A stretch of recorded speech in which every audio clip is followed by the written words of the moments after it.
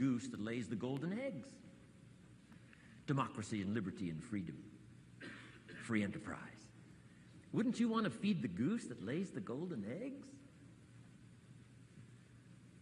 Somebody says, well, the goose eats too much. That's probably true. I understand that. Of course that's true. But see, better a fat goose than no goose. And here's the truth be known. We all eat too much. Let not one appetite accuse another. Of course the government needs to go on a diet. So do most of us. But hey, you still have to care and feed the goose that lays the golden eggs once you understand that that's what it's for. See, it is so important, the right attitude. Here's what I used to say. I hate to pay my bills.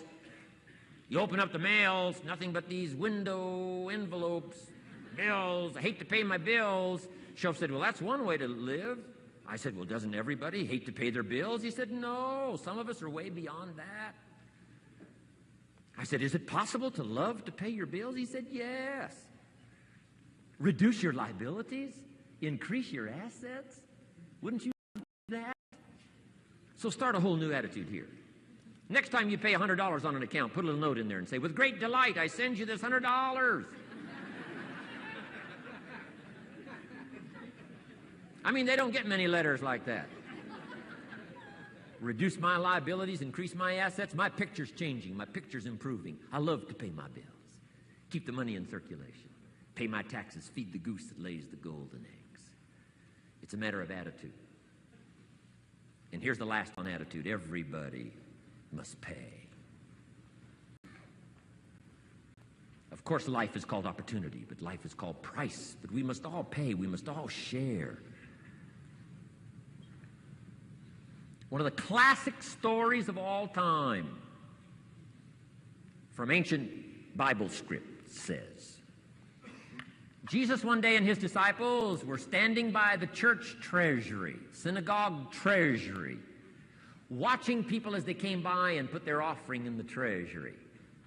That wouldn't be a bad idea. Jesus and his disciples standing by the treasury while everybody walks by. Jesus says, how much was that? How much was that? Interesting.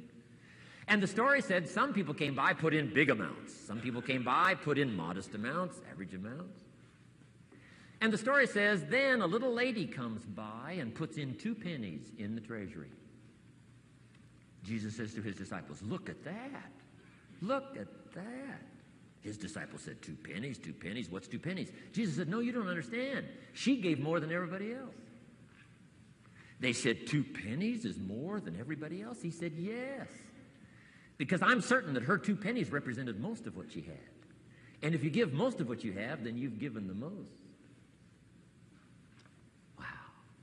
What a lesson to learn. It's not the amount. It's what it represents of your life that counts. Now let me